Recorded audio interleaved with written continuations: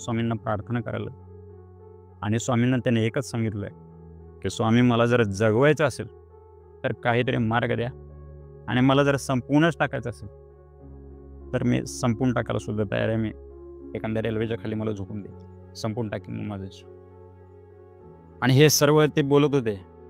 आणि ते बोलत बोलत बोलत जे स्वामी महाराजांच्या खाली असं बरंच काही लिहिलेलं होतं असं त्या ह्याच्यामध्ये, स्वामी महाराजांची पुण्यतिथी आणि खाली बरंच काय लिहिलेलं होतं. आणि त्या ठिकाणी ते वाचत वाचत वाचत वाचत जसं जसं खाली आले तर ते पेपर संपलं. ते जे घडी केलेली होती त्याने ते संपले. त्याच्या खाली अजून काहीतरी लिहिलेलं होतं. मग ते पाहण्यासाठी म्हणून त्यांनी पेपर उलगडलं ते, आणि उलगडून ते पाहायला लागले खाली. तर ते वाचत वाचत तर ज्या ठिकाणी स्वामी महाराजांचा जो काही तो लेख आलेला होता किंवा जी काही बातमी आलेली होती ती ज्या ठिकाणी संपते ना त्याच्या खालीच जाहिरात आलेली होती. आणि त्याच्यात तिथं लिहिलेलं होतं की कामासाठी कामगार मुलगा पाहिजे, आमच्या दुकानामध्ये कामासाठी मुलगा पाहिजे कामगार, आणि नंबर पण दिलेला होता त्या ठिकाणी. तर त्यांना एकदम थोडंसं आतून एक उमंग निर्माण झाली त्यांच्यामध्ये. आणि त्यांना असं वाटलं की स्वामींनी मला कसं मार्ग दाखवलं.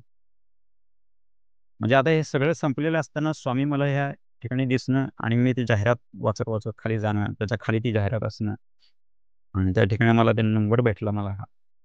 त्यांना थोडंसं एकदम खूप दिलासं वाटलं. आणि त्यांना पहिल्यांदा ते असं वाटलं की खरोखर स्वामी भक्तांची हाक ऐकतात, खरोखर आपण केलेली प्रार्थना स्वामीपर्यंत पोहोचते, आणि खरोखरच स्वामी भक्ताच्या हाकेला धावून येतात. गेल्या महिन्याभरापासून त्या पेपरवरती झोपत होते. गेल्या महिन्याभरापासून ते सगळे हे त्रास सहन करत होते, झेलत होते.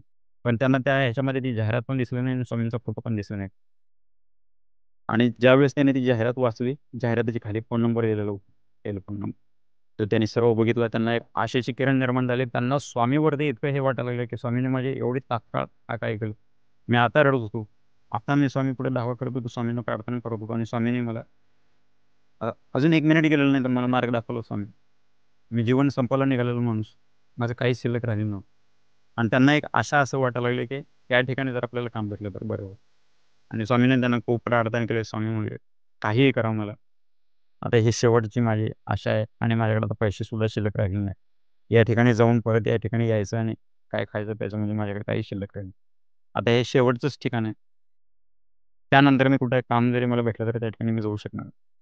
पैसे तर राहिले नाही पण माझ्याकडे. तर त्यांनी स्वामींना प्रार्थना केलं, सांगितलं की स्वामी आता या ठिकाणी तर मला कामाची माझी सोय करा. मी पुरुषार्थ करून जगेन पण मला काम द्या. आणि दुसऱ्या दिवशी पहाटे 3 वाजता त्यांना जागेल, कारण रात्रभर डोक्यात तेच चाललेलं होतं.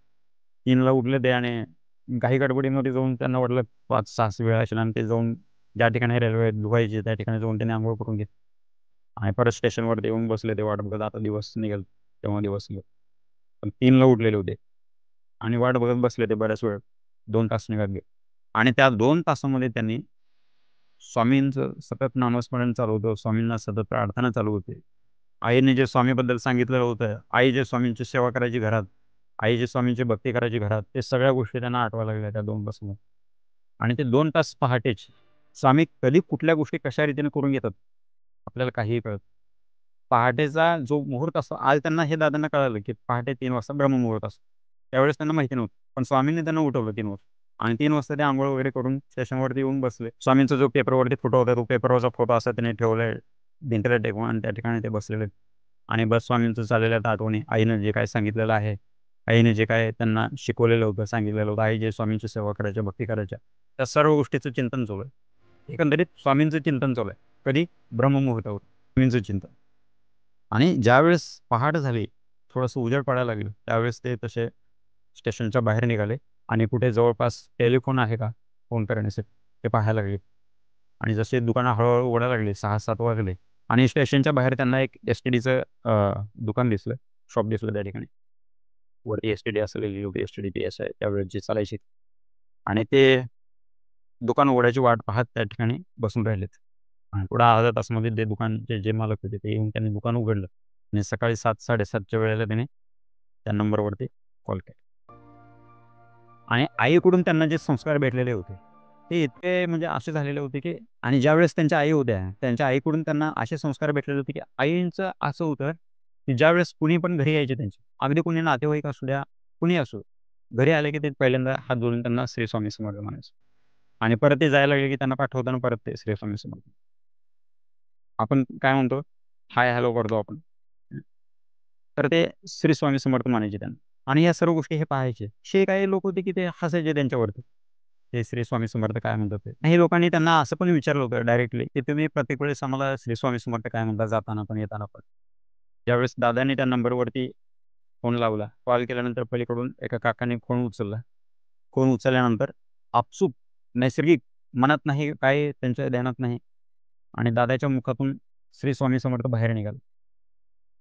आणि ते बोलले त्यांना, की श्री स्वामी समर्थ, आणि काका मी तुमचे असे जाहिरात पेपरवरती पाहिलेले, आणि हे पेपर एक 20-25-30 दिवसाचे खालचे पेपर आहे, आणि या पेपरवरती तुमचा नंबर मला भेटला जाहिरातीमध्ये. तर मला कामाची खूप गरज आहे, आणि तुमच्याकडे जे काही काम असेल ते मी करायला तयार आहे.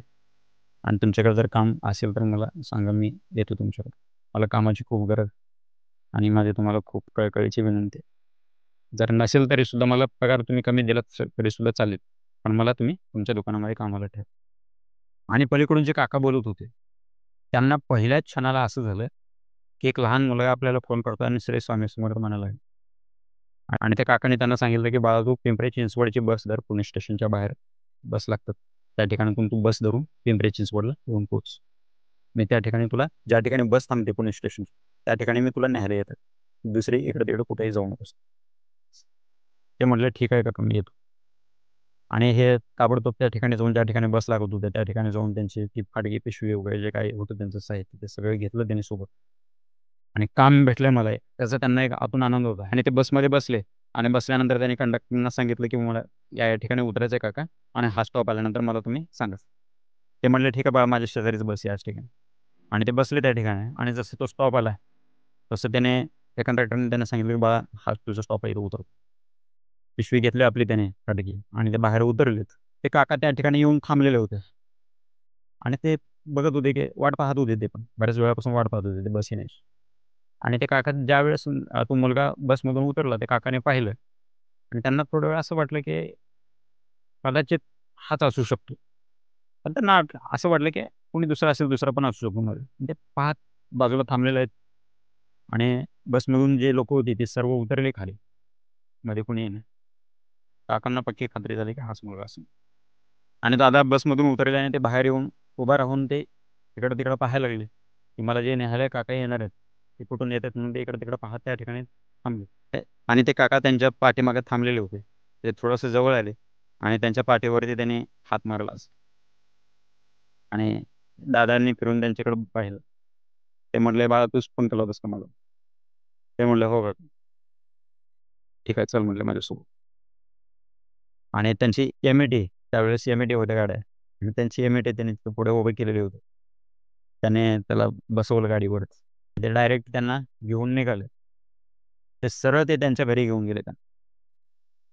घरी घेऊन गेले, आणि त्या ठिकाणी जाऊन त्यांना, ते त्यांना काय वाटलं माहिती नाही. आणि दादांना असं वाटायला लागलं, की बहुतेक काम घरी असेल यांचं काहीतरी, साफसफाई करणं, घरचं काम असेल काहीतरी असं दादांना वाटलं. आणि काकाने गाडी अंगणात उभी केली. दोघं पण गाडीवरून उतरले, आणि काकाने त्याला हाताला धरलं, आणि चल म्हटले बा. ते काकाबरोबर आतमध्ये गेले, आणि जसं दादाने आतमध्ये घरात पाऊल टाकलं त्यांच्या, आणि वरती पाहिलं त्यांनी, तर भिंतीवरती समोर स्वामी महाराजांचा फोटो, आणि काकांनी त्यांना बसवलं त्या ठिकाणी, आणि जवळ बसवून घेऊन त्यांना सर्व विचारपूस केली काका. म्हणजे काकांना असं थोडे वेळ वाटलं, की हा पळून आलेला आहे घरातून, वैतागून कुठून काय असं झालेलं असेल, घरात न सांगता निघून आलेला असेल.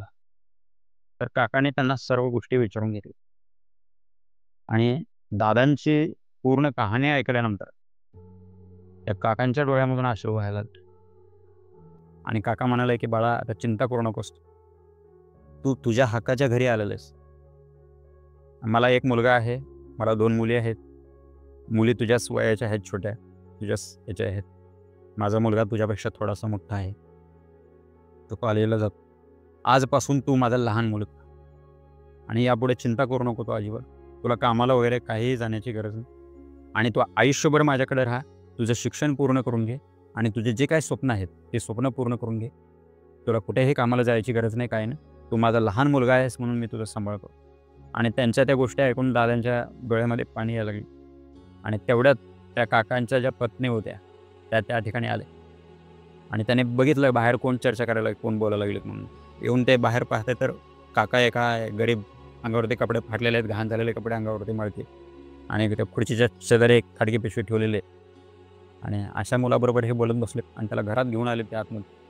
आणि थोडं ते काकूंना असं थोडंसं हे वाटलं की हे काय म्हणजे असं. आणि काकूंनी त्यांना विचारलं की हा मुलगा कोण आहे. आणि काकांनी त्यांना सांगितलं की हा तुझा लहान मुलगा. तुला त्यांनी दादांची पूर्ण कहाणी सांगितली. काकूंच्या डोळ्यात पाणी यायला लागलं, अश्रू यायला लागले. काकूंच्या अशा भावना अनावर झाल्या की काकूने त्यांना जवळ घेतलं. जसं आपला मुलगा चिखलात जरी पडलेला असेल तर उचलून त्याला आई जवळ घेते, त्या पद्धतीने त्याने जवळ घेतलं मुलाला, पोटाशी लावून घेतला आणि त्याच्या डोक्यावरून हात फिरवायला लागले. दादांच्या डोळ्यामधून अश्रू व्हायला लागले. त्या काकू पण रडायला लागलेत आणि काकांच्या डोळ्यातून पण अश्रू यायला लागले. आणि त्यांना क्षणभर असं झालं की दादांना असं वाटायला लागलं की माझी आईच मला भेटली परत, माझे वडील मला भेटले परत त्यांच्या रूपाने, असं दादांना वाटायला लागलं. आणि दादांना म्हणजे एकदम अश्रू अनावर झाले. दादा रडायला लागले.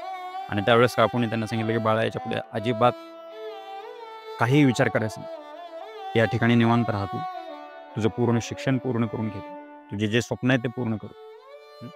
आणि असं समजू नये की आई गेले तुझी, वडील गेलेले आहेत तुझे, आम्ही आहोत तुझ्या पाठीशी. आणि त्यांच्या त्या गोष्टी ऐकून दादांना आतून असं वाटायला लागलं की स्वामी महाराज काय करतात.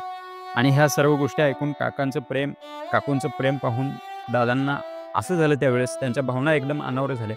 आणि त्या भिंतीवरती स्वामी महाराजांचा जो फोटो लावलेला होता, हात जोडून ते स्वामी महाराजांकडे बघायला लागले की स्वामी महाराज, तुमचे मी कसे उपकार फेडू शकेन, काय मी तुमच्यासाठी करू, मला काही समजत नाही, मी मूर्ख माणूस आहे मी.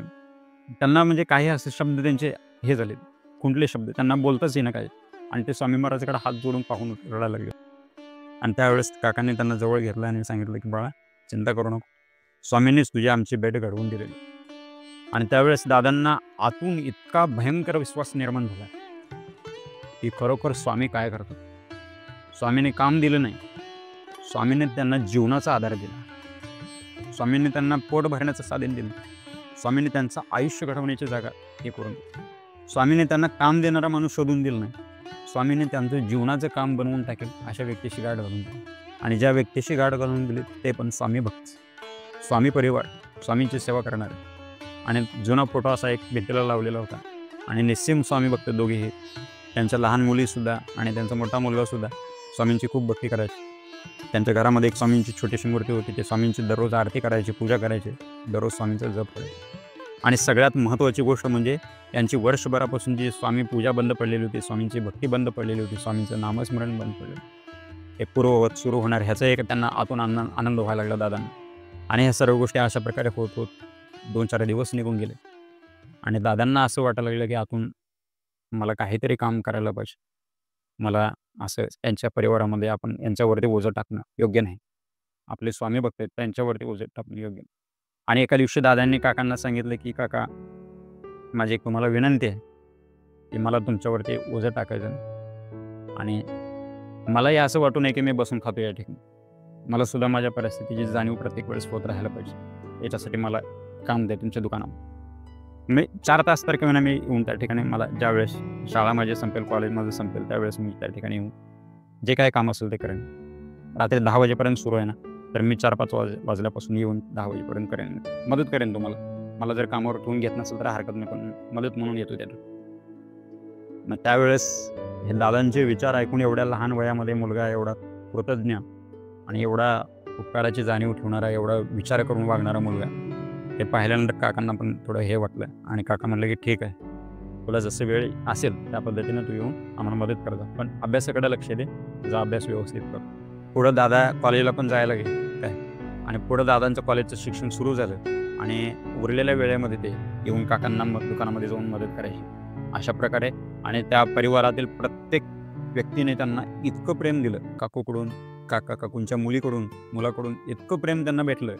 दादा सांगतात की त्यांच्या उपकाराची मी कधीच परतफेड करू शकतो. अशाच प्रकारे एकदम आनंदामध्ये, हसत खेळत, प्रेमामध्ये 2 वर्ष त्यांचे कधी निघून गेले त्यांना कळलं नाही. 12वीचं शिक्षण पूर्ण झालं, दादांना चांगली टक्केवारी पडली 12वीमध्ये. आणि त्या ठिकाणी एक वाईट घटना अशी घडली, ते काकांना हार्ट अटॅक आला आणि त्यामध्ये ते स्वामी चरणी विलीन झाले. काकांचा जो मोठा मुलगा होता त्याला व्यवसायामध्ये अजिबात रस नव्हता.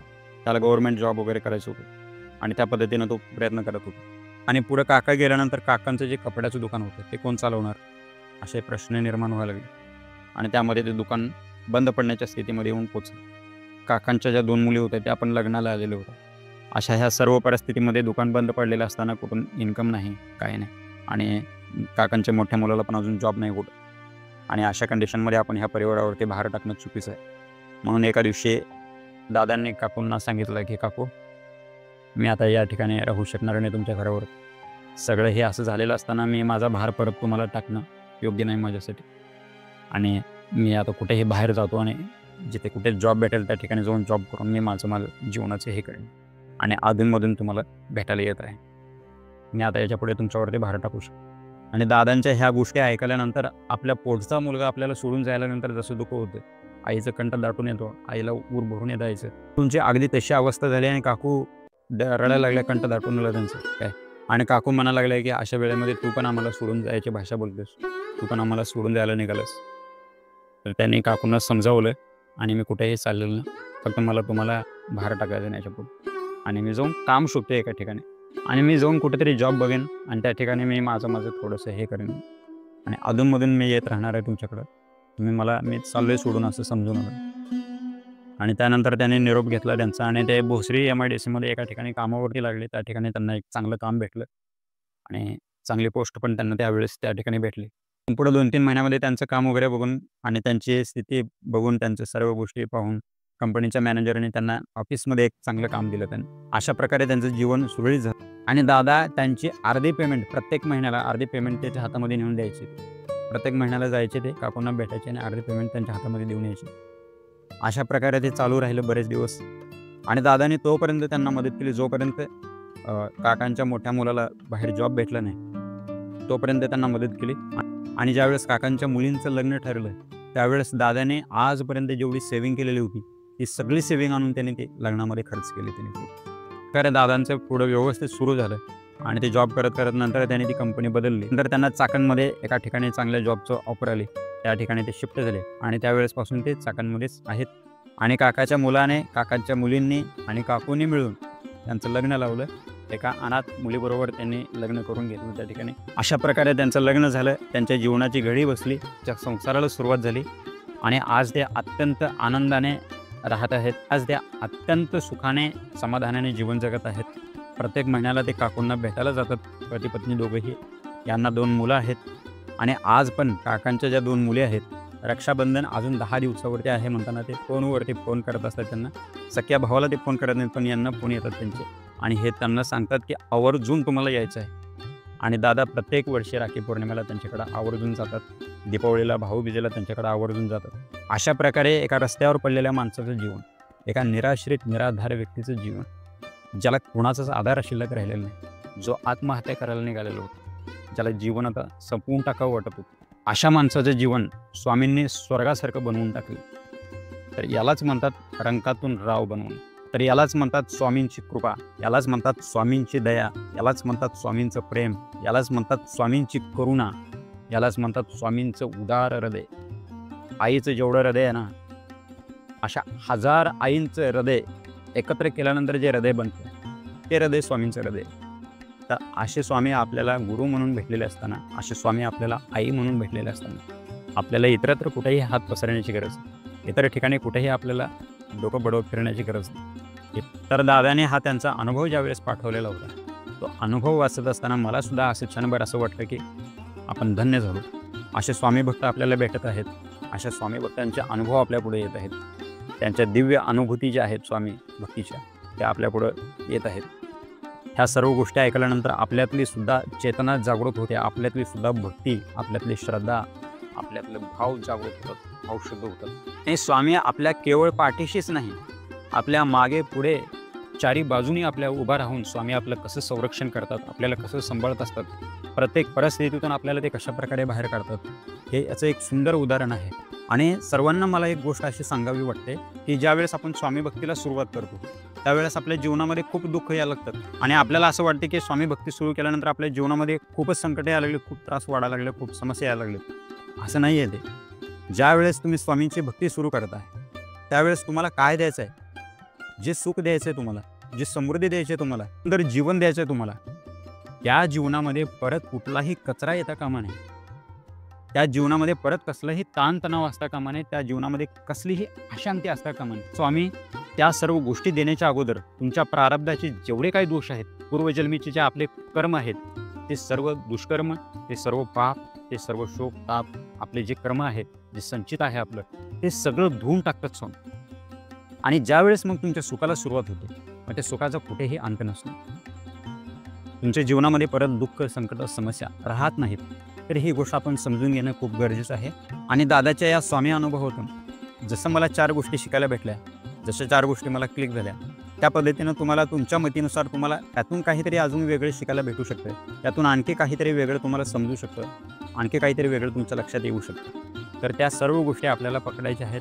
दादांच्या ह्या दिव्य स्वामी अनुभवातून मला जसे 4 गोष्टी शिकायला भेटल्या, 4 गोष्टी याच्यातून मला काहीतरी घेता आल्या, त्या पद्धतीने तुम्हालाही सर्वांनी याच्यातून नक्कीच वेगळं काहीतरी शिकायला भेटेल.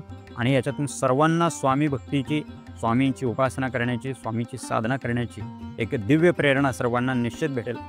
तर अशा प्रकारे दादांनी जो स्वामी अनुभव आपल्याला आज पाठवलेला होता, तो दिव्य अनुभव आपण आज ऐकलेला आहे.